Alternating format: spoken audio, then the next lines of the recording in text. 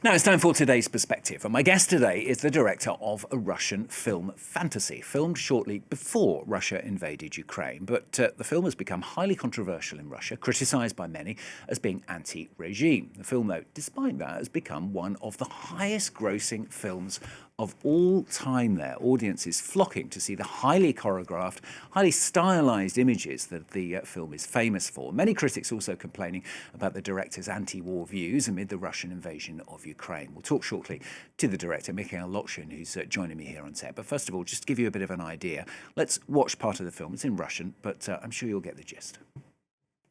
Не хочу, чтобы я однажды пришла, а вас нет. Не может этого быть. Это нечестная сила! Тьма накрыла ненавидимый прокуратором город.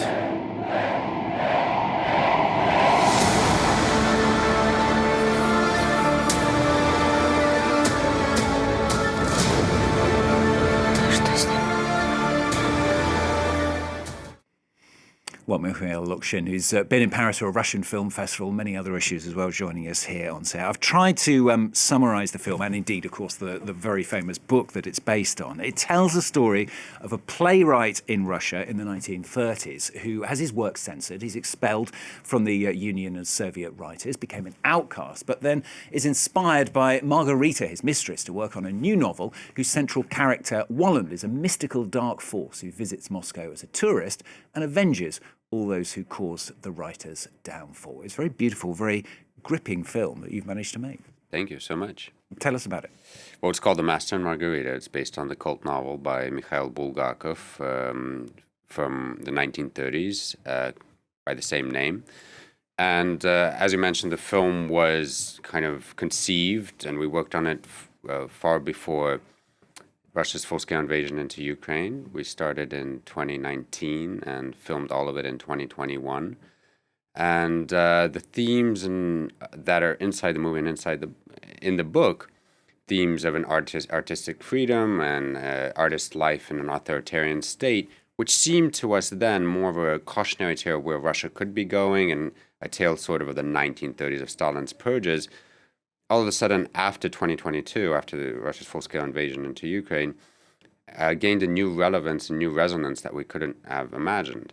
And at that point, just as I began to edit the movie, which was originally a Universal Pictures movie, it was an international co-production. It has multiple languages in it. A German actress playing a lead, things that can't be imagined for a Russian film today, fell apart. So straight after the Russia's full-scale invasion, about a month later, the edit and post-production stopped, and I had no idea really if the movie would ever be finished or would ever be able to come out. Both a combination of sort of my stance against the war, which was impossible for producers and distributors in Russia to communicate, and also because of the themes in the movie. So is it fair to say that when you set out, you did have the idea of making something that was deliberately anti-regime, or is that going too far? Russia was a very different place back then. There was obviously some censorship, but it's hard to imagine like the scale that we've kind of logarithmically sort of fallen into in the past couple of years. So back then, there weren't actually artists and writers in jail in Russia. Now there are. There's a playwright, there's a director who are sitting in jail only for their work, for nothing else, really. There are many artists. People can't, there's this law called the fakes against the war, like just calling the war a war is a criminal. This was not the case back then. So it was more, we saw that, the different trends that were happening then, and we thought that this is themes that still feel real for Russia then, but we didn't really, neither I nor my co-writer, thought that we would get to where we are in the next couple of years. Russia was still very much integrated in the Western world then, yeah. Yeah. Who have been the people who've gone to see it then? I mean, are they people who are anti-regime, or are they just people who love the book and love the story? This is one of the most beloved novels, not only in Russia, but also world over. It has, I've seen numbers like 100 million copies sold in the world since it came out in the 1960s. It's worth saying that the book itself was censored in Soviet times, and it only came out 26 years after the writer's death. He never saw the book actually published. So it has a huge following, and people were kind of waiting for this movie anyway. It was it is a cult novel. But there was a combination of that, and then after Russia's propagandists kind of kicked in with the attacks against the movie, I think that somehow also, push those who have views, anti-regime views in Russia, to go watch it even faster. There was like almost a hashtag of go watch it before they pull it from the cinemas. So, but ultimately, it's not just a political film. Obviously, this is a fantastical film with a love story, etc. So there has to be an emotional connection for it to resonate with audiences. So did it surprise you then, the amount of traction the film got? Oh yes, I mean everything about this movie is living a life of its own, and everything that's happened afterwards, and also like the way it's sort of cosplaying the themes, the story around the movie is cosplaying the themes inside the movie, and also what happened to the novel and the writer himself and his life is kind of just mind-boggling, right? So there's a lot of things that surprised me, and going into it, because it has such a cult following, our worries originally were just like, this is such a beloved book. How our audience is going to kind of perceive the way we adapted it, because for those who know the book, it's a modernist text with multiple storylines. It's quite complex and sort of adapting, and notoriously so.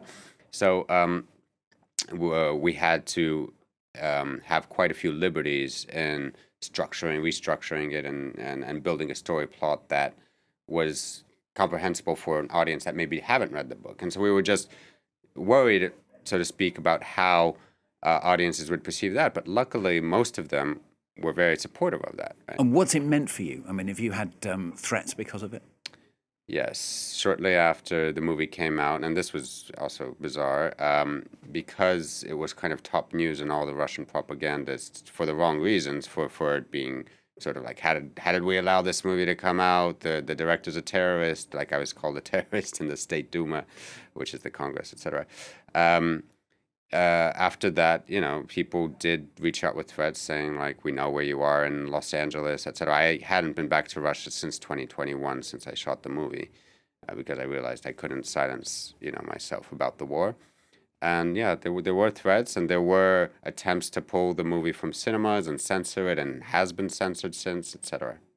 Mikhaïl, thanks very much for coming in and talking to us about it. Mikhaïl Lockshin, trying to get a little more traction to the film here in Europe as well, to see if you can get it a little bit more distributed here too. It is coming out in distribution, in wide distribution in Germany and Italy, and hopefully in France. Hopefully in France. That's partly why it's here. Thanks very much for being with us on the programme today. Thank you very much.